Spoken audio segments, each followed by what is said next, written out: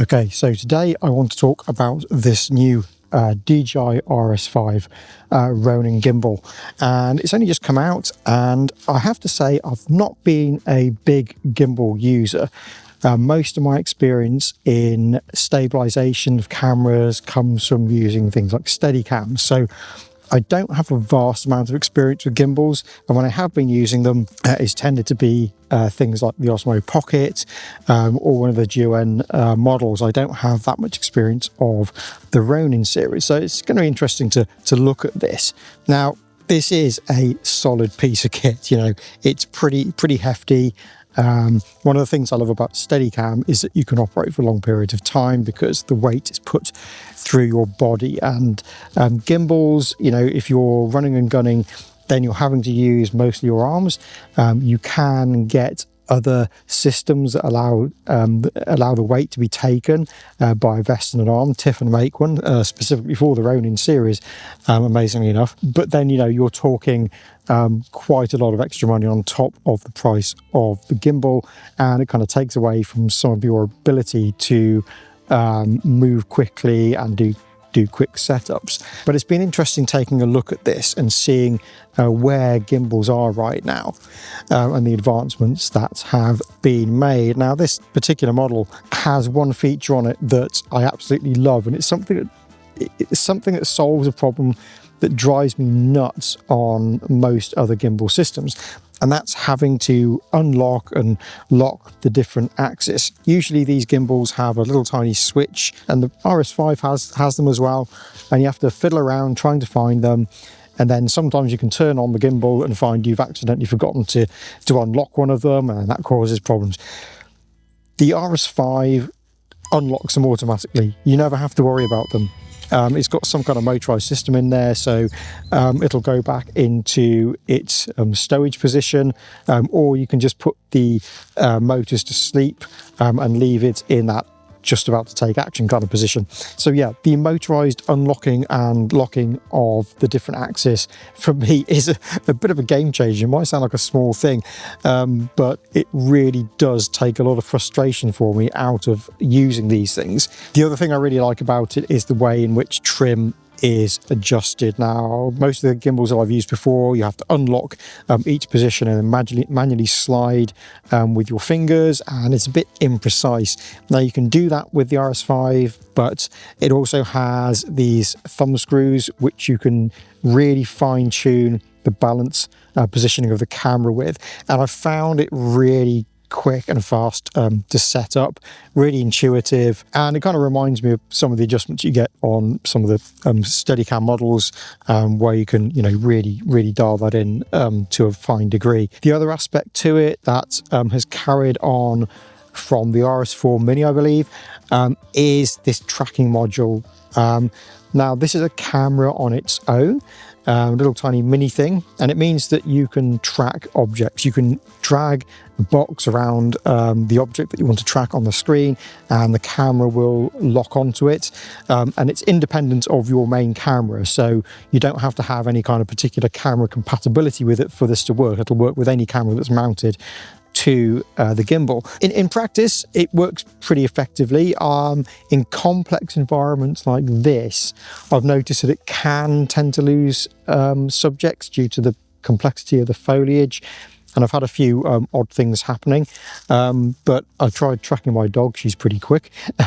Sorry I haven't come to any particularly cinematic place to get shots, but I'm not involved in any shoots at the moment, and trying to find a location with something interesting to find at the moment is pretty difficult. This is the first day I've had of dry weather for almost a month, so it's been pretty frustrating trying to find a time to come out with this and test it out properly. But I have had a few occasions where it has done some funny stuff. The gimbal can end up in some very weird and wonderful positions, but you know, usually you're going to be tracking people or objects in a more cinematic sense.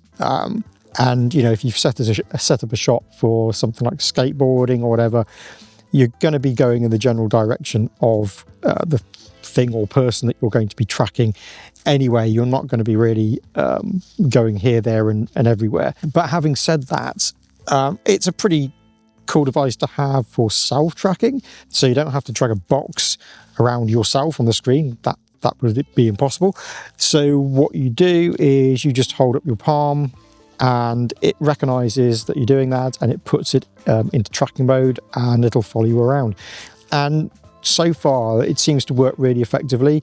I haven't really had many occasions where it hasn't recognized my palm to start and stop it. It seems pretty solid, and it does a fairly good job of tracking me as well. So one thing to look out for though is if you go behind objects, you'll notice when I go behind a tree, it will stop. But once I come out of the other side of whatever I'm passing behind, it does seem to do a fairly good job of relocking onto me afterwards. But it's something I would like to perhaps see an option to get around in the menus. Perhaps there could be a setting that assumes that whatever you're tracking is going to continue behind the object, so that for that brief second that you pass behind something, the camera can continually move smoothly. So if you know that's what's going to happen, it would be good to have that setting in a menu rather than have the camera just stop and then start tracking again. Now you'll have to excuse some of the out of focus nature of the tracking shots that I've done with this. I still use a Panasonic S1, and Panasonic S1s are not known for their autofocus ability. I usually manually focus a camera. I hardly ever use autofocus when I'm using video for cameras like this. And yes, I should upgrade and get one that does, but so far I love the image of this and I love it for stills, so that's the reason why you'll see things going in and out of focus on the example shots that I'm doing today. But that's my excuse. The great thing is that with older cameras like my S1, I haven't got the USB cable connected at the moment, but I can connect it up to this camera and it will control the iris for me and start and stop recording, so I don't have to keep pressing the buttons on the camera. I've got control of it from the gimbal, which is really good to see, because I was a little bit worried that my camera would be too old for it to have any kind of compatibility, but there you go, it works pretty nicely. You've got this additional handle here, and this is so that you can use it into low mode. So what's great is if I just turn it on, here we go, it's going to unlock itself. And then if I put it into pan follow mode, so it'll keep tilt position, I can go and adjust and go into low mode seamlessly, which again is pretty neat. It gives you a lot of versatility in terms of being able to come from very low angles to very high angles. Usually other gimbal controls apply, like if I hold down the trigger, it will lock onto the axis or the direction that the camera's set to, and then if I let go, it's back into pan follow mode. There, it's in quite a slow setup at the moment, so it's quite smooth. Something else that's pretty cool about it is the Z-axis indicator, and while you might not be focusing on this while you're running along, you'll be looking where you're going, but if you're doing walking follow shots, it gives you an indication of how smooth your walking motion is.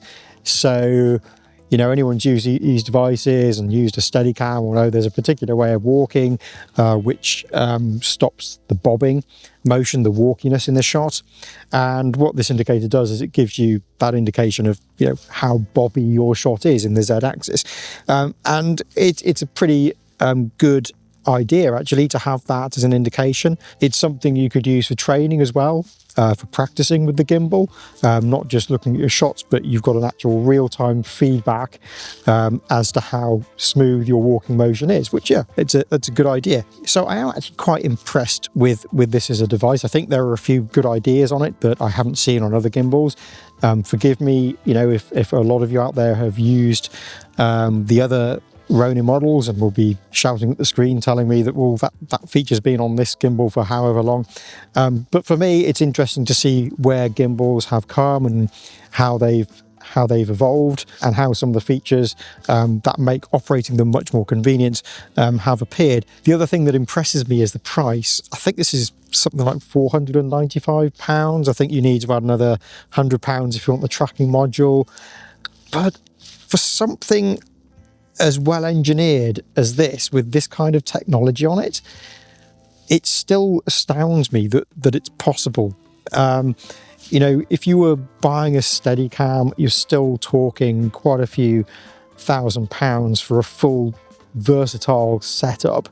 And, you know, if you're going to operate a gimbal professionally, then yeah, you're going to need a lot more stuff to be able to, you know, handle any situation. But when I think back to how much it used to cost to get camera stabilization, it's pretty staggering that you can now do it for under £500. It's really quite amazing, especially, as I say, with things like this tracking module. So should you buy this gimbal, or should you upgrade from one of the other gimbals? I think if you use gimbals regularly in a professional sense, stuff like the tracking module could be very useful for you. I think if you're new to gimbals as well, I mean, considering the price, I mean, the features on this are pretty staggering. The only thing, as I say, with gimbals, compared with something like a Steadicam, is that operating them for long periods of time without additional support is pretty hard going. But on the plus side, unlike a Steadicam, you can run and gun with a setup like this.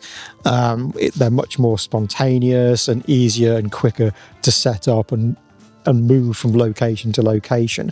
So it depends on what you value. It depends on what kind of situation you're going to be using this in. There are lighter models like the RS4 Mini, but you know, I have to say that, you know, this is a pretty impressive piece of gear.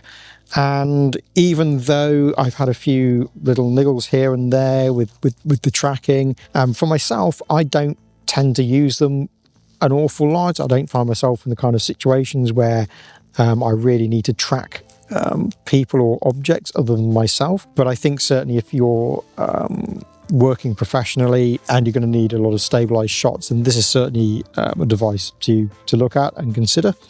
Yeah, I've been impressed with it, but it is getting heavy right now, so I'm going to leave it there. But yeah, let me know what you think about this in the comments below. Usual thing, if you like the videos, like and subscribe and share, and put the notification icon as well. That might help as well. Let me know what you think about gimbals and the RS5. Is it something that you're interested in? Is it something that would really help you in the work that you do? I'll be interested to hear from you, particularly if you've also used Steadicam and devices like that. So yeah, anyway, I'm going to leave it there for now, and I'll see you in the next video.